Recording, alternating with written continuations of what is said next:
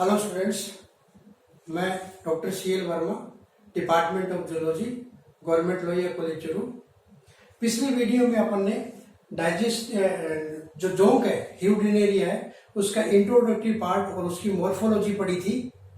इस वीडियो में हम उसका जो लीच का डाइजेस्टिव सिस्टम है उसका अध्ययन करेंगे। सबसे पहले तो डाइजेशन है क्या।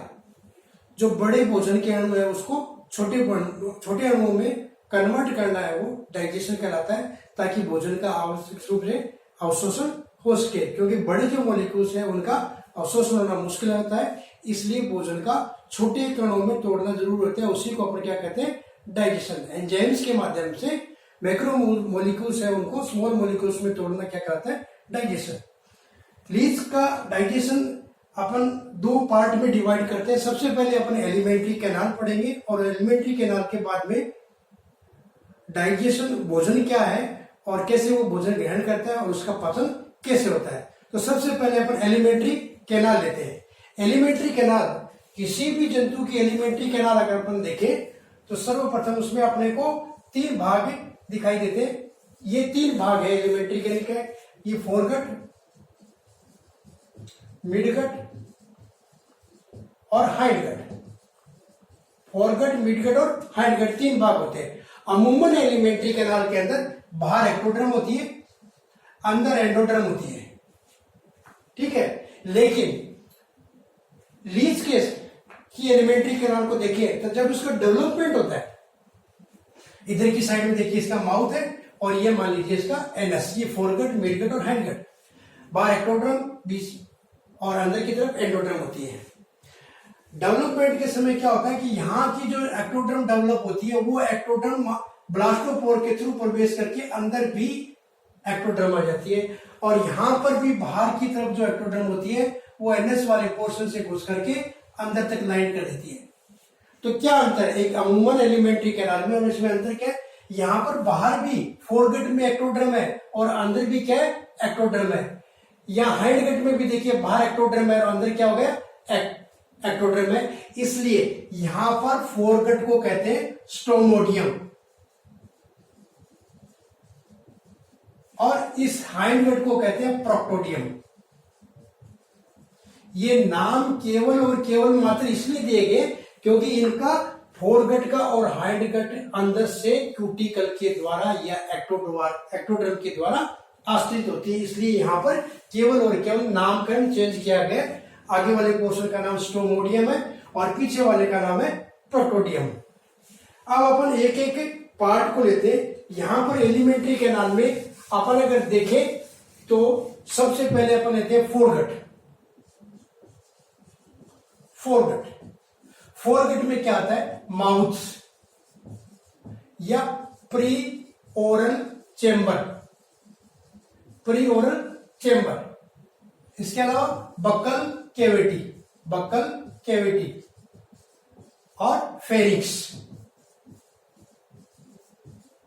ये तीन पोर्शन किसमें आते हैं, फोरगट के अंदर। एक को लेते हैं माउथ।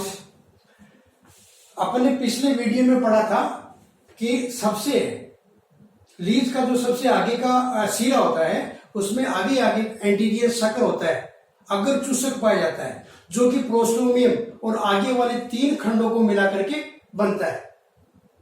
इस एंटीरियर शकर के आगे एक मेम्ब्रेन होती है जिसको बोलते हैं विलम, और वो विलम एकदम से फ्लैट नहीं होकर के कॉनकेव होती है, अंदर की तरफ से घुमाव होता है उसका, कॉनकेव होती है, और एक चेंबर सा बनता है, प्रीओरल चेंबर टाइप। और उस चेंबर के अंदर जो एक छिद्र होता है, वाई शेप का एक छिद्र होता है, ट्राइरेडिएट छिद्र होता है, उसी को अपन माउथ बोलते हैं। इस प्रकार से इसमें एक माउथ पाया जाता है, उल्टे वाई आकार का एक है वो माउथ पाया जाता है, ट्राइरेडिएट माउथ। तो जो प्रीओरल चेंबर बाहर की तरफ और प्रीओरल चेंबर के अंदर जो छिद्र है वो ही इसका माउथ कहलाता है, जो कि ट्राइरेडिएट या उल्टे वाई के आकार का होता है। इसे माउथ को अपन अगर देखें तो इसमें तीन अर है। माउथ के अंदर भी अपन देखें तो तीन अर है, ये इस प्रकार से उल्टे वाई का मान लीजिए ये माउथ है। इस माउथ के अंदर ये एक अर, ये दूसरी और ये तीसरी, तीन हो गए। कौन सी अर रे बोलते हैं उसको। तो ये है मिड डोर्सल रे, और ये दोनों क्या कराती है, वेंट्रोलेटरल और ये मिड डोर्सल। तो ये चित्र अपन ने और बना रखा है। तो यहां पर ये प्री ओरल चेंबर दिखा रखा है, और प्री ओरल चेंबर के अंदर ये यहां पर इसके अंदर माउथ पाया जाता है। माउथ के बाद में आता है बक्कल कैविटी। तो यहां पर अपन आप देखें तो ये प्रोस्टोमियम और ये आई, यानी यहां तक 5 खंड दिखा रखे हैं। इन 5 खंड में से जो अब माउथ के बाद में क्या शुरू होता है, बक्कल कैविटी, जो यहाँ इन खंडों तक सीमित है। यानी पहले से केवल 4 खंड, आगे से 4 खंड तक क्या पाई जाती है, बक्कल कैविटी। अब इस बक्कल कैविटी के अंदर देखें तो ये ओरल चेंबर है, और उस ओरल चेंबर के अंदर ये छिद्र है, ट्राइरेडिएट माउथ है। इस ट्राइरेडिएट माउथ को अपन देखें तो यहाँ पर 3 जबड़े और मिलते हैं। ये 3 जबड़े यहाँ पर अपन ने दिखा रखे, ये जा है, 3 जा पाए जाते हैं, और तीनों जा यहाँ पे 3 डायमेंशनल डायग्राम नहीं है ये, अदरवाइज आपको समझ में आता है कि बीचों बीच माउथ है और उसके तीनों तरफ क्या पाए जाते हैं, 3 जा पाए जाते हैं। जैसे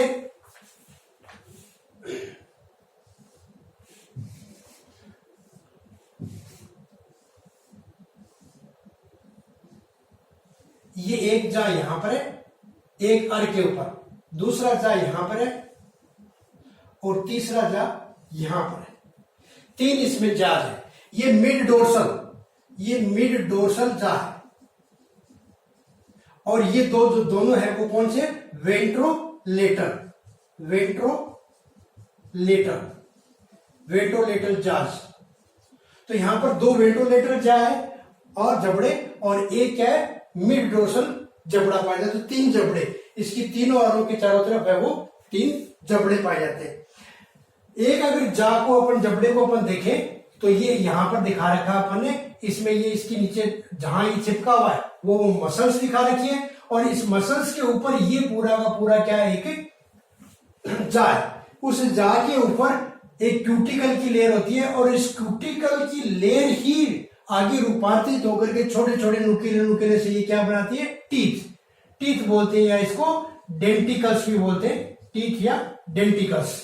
तो यहां पर खूब सारे डेंटिकल्स पाए जाते हैं। अब अगर इन डेंटिकल्स की अगर संख्या देखें अपन, डेंटिकल्स की संख्या देखें तो लगभग 100, मिड डोर्सल जो टीथ होता है उसमें लगभग 105 से लेकर के 115 तक होते हैं, और यहां पर जो मिड डोर्सल होता है उस पर 85 से लेकर के 115 तक टीथ पाए जाते हैं। इस जा के ऊपर, इन जा के ऊपर अपन देखें तो खूब सारी बटन लाइक स्ट्रक्चर दिखा दे रही है, खूब सारी बटन लाइक स्ट्रक्चर है ये, और ये इन्हीं को क्या बोलते हैं, सेलावरी पेपिला, क्योंकि फेरिंग्स के पास में खूब सारी ग्लैंड्स पाई जाती है। उन ग्लैंड्स की डक्ट, ये ग्लैंड दिखाई अपन ने यहाँ पे, फेरिंग्स के पास में खूब सारी ग्लैंड्स पाई जाती है। उन ग्लैंड्स की डक्ट आकर के इस सलावरी पेपिला में खुलती है और यूरिन का स्राव करती है। तो ये अपन ने एक डायग्राम दिखाया जिसमें ये प्री ओरल चेंबर है, ये बीच में माउथ है, इस माउथ के तीनों तरफ ये मिड डोर्सल और 2 ये वेंट्रोलेटरल जाज दिखाए हैं। उसके बाद में ये अपन ने क्या दिखाया, फेरिक्स दिखाया, ये छोटी सी ईसोफेगस दिखाई है। उसके बाद में नेक्स्ट आता है फेरिक्स। ये फेरिक्स है 5 से लेकर के 8वां खंड, 5 से लेकर के 8वें खंड तक क्या पाई जाती है, फेरिक्स, जो कि बहुत ही एक सक्शन पंप का काम करती है, मस्कुलर संरचना है, सक्शन पंप का काम करती है। क्योंकि जो घाव किया जाता है जबड़ों के द्वारा, जो घाव किया जाता है जहां से रक्त का स्राव होता है, उस रक्त के स्राव को यानी रक्त को चूसने के लिए ये एक तरीके से पंप का काम करती है। इसलिए ये हाईली मस्कुलर स्ट्रक्चर है जिसके अंदर लॉन्गिट्यूडिनल मसल्स पाई जाती है और खूब सारी रेडियल मसल्स पाई जाती है जो कि सक्शन पंप का कार्य करती है। तो अब इसे फेरिक्स को जो 5 से लेकर के 8 खंड तक पाई जाती है, इसके चारों तरफ यहां पर खूब सारी ग्लैंड्स मिलती है, खूब सारी ग्लैंड्स पाई जाती है। जो ग्लैंड्स कौन सी है, सेलावरी ग्लैंड्स। ये सेलावरी ग्लैंड्स दिखा रखी है अपन ने यहां पे, सेलावरी ग्लैंड्स।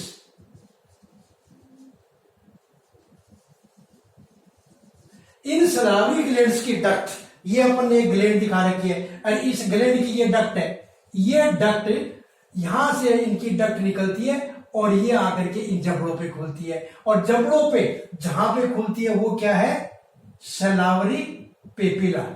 क्यों? क्योंकि ये जो ग्लैंड्स है वो एक हिरुडिन नामक एंटीकोएगुलेंट पदार्थ स्रावित करती है, रक्त प्रतिस्कंदक पदार्थ स्रावित करती है, जो रक्त को का थक्का नहीं बनने देती है। जिस घाव में जहां घाव होता है वहां पर ये मिल जाता है उसके अंदर, और रक्त का स्राव भी होता रहता है, और जो रक्त के साथ में भी मिल जाता है, जिससे आमाशय में जाकर के या क्रोक में जाकर के जहां आमाशय जहां ब्लड इकट्ठा रहता है उस ब्लड को वो कोएगुलेट नहीं होने देता है। तो इस तरीके से यहाँ फेरिंक्स के चारों तरफ खूब सारी क्या पाई जाती है, सिलावरी ग्लैंड्स, और इनकी डक्ट आकर के किस पे खुलती है, जबड़े पर, और इन जबड़े के ऊपर क्या पाई जाती है, खूब सारी सलावरी पेपिला। तो यहां आकर के वो जो हिरुडिन, ये जो हिरुडिन स्रावित करती है वो हिरुडिन यहां आकर के, और ये जो कट लगाया जाता है उस कट के थ्रू जो ब्लड आता है उस ब्लड के साथ में वो मिलता जाता है, और उसका सकंदन नहीं होने देता, थक्का नहीं बनने देता। अदरवाइज क्या होगा, हिरुडिन नहीं मिलेगा तो रक्त का थक्का बन जाएगा, तो वो ब्लड किसी काम का नहीं रहेगा। तो ये यहाँ पर 3 जबड़े दिखाए, तो ये जो कट लगता है उस कट के थ्रू जो ब्लड आता है उसका ये स्कंदन नहीं होने देता, और वो फेरिक्स से होता हुआ इसोफेगस में आता है। यहाँ पर आपको केवल नाम मात्र से दिखा है इसोफेगस, नेक्स्ट आता है इसोफेगस। इसोफेगस तो केवल और केवल फेरिक्स और क्रोप को जोड़ने का काम करता है, जिसके अंदर फोल्डेड एपिथेलियम पाई जाती है। नेक्स्ट आता है क्रोप। तो ये 9 से लेकर के 18 खंड, 9 से लेकर के ये 18 खंड जो अपने यहां पर दिखा रखे, ये जो संरचना है ये क्या है, क्रोप। इस क्रोप में 9 से 18 तक जो खंड है तो 10 खंड हो गए। तो यहां पर प्रत्येक खंड के अंदर एक चेंबर पाया जाता है, जिसको अपन ने क्या कहा है, क्रोप चेंबर। प्रत्येक खंड के अंदर एक चेंबर पाया जाता है, और सारी संरचना मिलकर के तो क्या कहलाती है, क्रोप। और प्रत्येक क्रोप के अंदर प्रत्येक खंड में एक चेंबर होता है, तो ये क्रोप चेंबर कहलाता है। इन चेंबर की विशेषता ये होती है कि ये चेंबर शुरुआत से लेकर के आगे जैसे बढ़ेंगे नेक्स्ट खंड की तरफ में, और 19वें 18वें खंड तक की बढ़ेंगे, तो ये जो क्रोप चेंबर है वो लगातार कंटिन्यूस है, वो बड़े होते जाते हैं। इसके अतिरिक्त प्रत्येक चेंबर के बीच में एक स्फिंक्टर पाया जाता है, अवरोधनी पाई जाती है, जो कि खुलने के बाद ही ब्लड है वो आगे प्रवेश करता है। नेक्स्ट संरचना इसमें एक और है, प्रत्येक क्रोप के अंदर एक अतिवर्ती निकली रहती है साइड के अंदर, जिसको डाइवर्टिकुला या सिका बोलते हैं। ये डाइवर्टिकुला या सिका बोलते हैं इसको, ताकि इसका आयतन है वो बढ़ता रहता है। लीच क्या, एलिमेंट्री कैनाल का क्रोप का पोर्शन क्या करता है, फैलता रहता है, प्रसारित होता रहता है, ठीक है। क्योंकि ये अपना भोजन जो ग्रहण करता है, रक्त जो लेता है, वो इतना रक्त ले लेता है एक बार में। अगर इसको मवेशी मिल जाता है तो इतना रक्त ले लेता है कि उसको कई महीनों तक आसन करने की या भोजन ग्रहण करने की आवश्यकता नहीं पड़ती है। तो ये साइड की अतिवर्ती क्या कहलाती है, डाइवर्टिकुला। लेकिन लास्ट में जो 18वां खंड है, उस 18वें खंड की जो डाइवर्टिकुला वो बहुत लंबी होती है। तो ये दोनों डाइवर्टिकुला दिखा रखिए, जो कि 18वें खंड के अंदर क्रोप चेंबर है, उसकी डाइवर्टिकुला और 22वें खंड तक ये फैली रहती है। नेक्स्ट संरचना जो आती है इसका स्टोमक, 19वें खंड के अंदर इसका स्टोमक पाया जाता है, और स्टोमक यहाँ पर बिल्कुल एक हृदयाकार संरचना होती है। इसके अंदर भी फोल्डेड एपिथेलियम भी पाई जाती है, और इसके अंदर खूब सारी सेल्स होती है, सिक्रेटरी सेल्स भी होती है, ऑब्जर्वेटिव सेल्स भी होती है। सिक्रेटरी सेल्स तो एंजाइम का स्राव करेगी, प्रोटियोलाइटिक एंजाइम का स्राव करेगी। ऑब्जर्वेटिव सेल्स होती है जो कि भोजन का अवशोषण करने का काम करती है। नेक्स्ट देखते हैं, स्टोमक के बाद में आता है इंटेस्टाइन। इंटेस्टाइन है वो 20 से लेकर के 22वें खंड तक क्या पाई जाती है, इंटेस्टाइन पाई जाती है। और ये सामान्य मेमल्स के अंदर जो इंटेस्टाइन पाई जाती है उसी प्रकार की इंटेस्टाइन है, जिसके अंदर विलाई पाई जाती है, खूब सारी सूक्ष्म अंकुर पाए जाते हैं, जो कि भोजन के अवशोषण की सतह को बढ़ाने का काम करते हैं। उसके बाद में आता है नेक्स्ट एलिमेंट्री कैनाल का पार्ट होता है रेक्टम, जो कि हिंडगट जो होती है, अपन ने बताया फोरगट, मिडगट और हिंडगट। तो हिंडगट का पूरा पार्ट जो है वो उसी के अंदर क्या पाई जाती है, रेक्टम पाई जाती है, जिसके अंदर फोल्डेड एपिथेलियम होती है और लोंगिट्यूडिनल फोल्ड भी पाए जाते हैं, एक्स्ट्रा पानी का जो अवशोषण करने का भी काम करते हैं। और ये रेक्टम आगे जाकर के 26वें खंड में एक छिद्र के द्वारा, एनएस के द्वारा बाहर डोर्सल साइड के ऊपर छिद्र होता है इसके, 26वें खंड पर एनएस उसके द्वारा बाहर खुलता है। तो ये इसकी एलिमेंट्री कैनाल की संरचना है, जिसमें सबसे पहले माउथ जो प्रीओरल कैविटी में खुलता है, और माउथ खुलेगा किसमें, बकल कैविटी में, जो कि चौथे खंड तक सीमित होती है, और बकल कैविटी से फेरिक्स आएगी जो 5वें से लेकर के 8वें खंड तक सीमित है, और इसके बाद में क्रोप शुरू हो जाता है। 9 से लेकर के 18 खंड तक इसमें क्रोप पाया जाता है, और और क्रोप में प्रत्येक खंड में एक चेंबर पाया जाता है जिसको अपने क्रोप चेंबर का है, और क्रोप चेंबर के दोनों तरफ जो अतिवर्ती होती है उसको डाइवर्टिकुला या सिका बोलते हैं, जो कि इसका जो वॉल्यूम है वो बढ़ाने का काम करती है। जो लास्ट सिका जो है वो सबसे बड़ी होती है 18वें खंड की, जो कि नीचे 22वें खंड तक फैली रहती है। 19वें खंड में इसमें हृदयाकार स्टमक पाया जाता है। स्टमक के अंदर भी यहाँ पर स्फिंक्टर होता है, जो कि इंटेस्टाइन के अंदर ब्लड भेजने का काम करता है। उसके बाद में 23वें से 26वें खंड में इसमें रेक्टम पाया जाता है, जो कि 26वें खंड में एनएस के द्वारा बाहर होता है। तो ये इस प्रकार से इसकी एलिमेंट्री कैनाल की संरचना आपने बताइए। डाइजेशन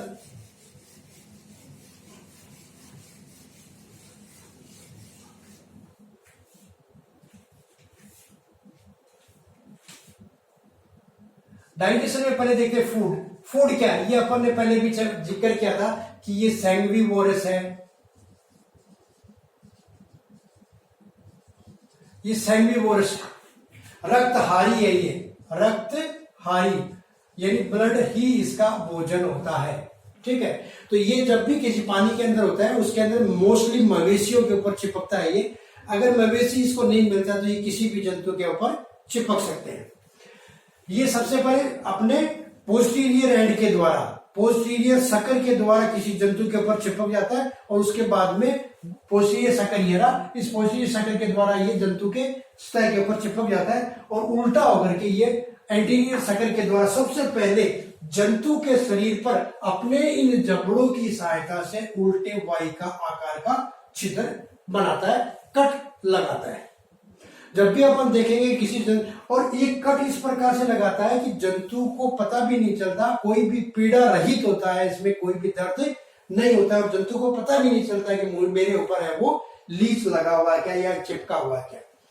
ये कट लगने के बाद में यहां से स्राव निकलता है, ब्लड जो निकलता है, उस ब्लड को ये फेरिक्स जो है अपने सक्शन पंप की तरह उस ब्लड को चूसने का काम करती है। तो यहां से ये ब्लड आना शुरू होता है। यहां आने के बाद में ये जा के संपर्क में आता है, और इन जा के ऊपर खूब सारे क्या पाए जाते हैं, सेलावरी पेपिला। इन सेलावरी पेपिला पर क्या निकलता है, जो सेलावरी ग्लैंड होती है, यहां से हीरोडिन आता है, और वो हीरोडिन उस ब्लड के अंदर मिक्स होता चला जाता है, और वो मिक्स होकर के ब्लड किस में आ जाता है, क्रोप के अंदर इकट्ठा हो जाता है, और ये क्रोप फैल जाते हैं, और खूब सारे क्रोप है वो भर जाते हैं। लेकिन जो ये ब्लड आया है इसके अंदर, या इसका जो भोजन ब्लड है, वो ब्लड का ऐसे के ऐसे स्टोर नहीं होता है, उस ब्लड का हीमोलाइसिस होता है। हीमोलाइसिस में क्या होगा, इसकी जो आरबीसी डब्ल्यूबीसी जो कणिकाएं होती है वो सारी की सारी ब्लड की फट जाती है, और फटने के बाद में जो पानी होता है उसका अब्जॉर्प्शन हो जाता है, और केवल हीमोग्लोबिन और प्लाज्मा वो एक लाल जेली के रूप में इसके शरीर के अंदर, क्रोप के अंदर वो इकट्ठा पड़ा रहता है। जब भी इसको एनर्जी की आवश्यकता होती है, जब भी इसको ऊर्जा की आवश्यकता होती है, तो ये जो क्रोप है, इन क्रोप से ब्लड बूंद बूंद करके किस में आता है, स्टमक के अंदर। बूंद बूंद करके स्टमक के नीले रंग का हो जाता है, वो नीले रंग का इसके अंदर आकर के गिरता है। और यहाँ पर मैंने पहले बताया था कि आमाशय के अंदर यहाँ पर सिक्यूरिटी सेल्स होती है, जो प्रोटियोलाइटिक एंजाइम स्रावित करती है प्रोटीन का पाचन। क्योंकि ब्लड का अपन अगर कंपोजिशन देखेंगे तो उसमें ज्यादातर है क्या, प्रोटीन। तो यहाँ पर प्रोटियोलाइटिक एंजाइम स्रावित किए जाते हैं, और वो प्रोटियोलाइटिक एंजाइम है उस भोजन का या ब्लड का पाचन करता है, और उसके बाद में पचा हुआ भोजन इंटेस्टाइन के अंदर प्रवेश करता है। इंटेस्टाइन है वो एक्स्ट्रा पानी को भी अब्जॉर्ब कर लेता है और भोजन को अवशोषित कर लेता है, और इसके बाद में भोजन किस में पहुंचता है, रेक्टम में। रेक्टम में अतिरिक्त पानी का अवशोषण कर लिया जाता है, और जो पचा हुआ या अपशिष्ट पदार्थ जो बचता है वो एनएस के द्वारा वह बाहर विसर्जित कर दिया जाता है। इस प्रकार से इसका ये डाइजेस्टिव सिस्टम है कंप्लीट होता है। नेक्स्ट वीडियो के अंदर पढ़ेंगे।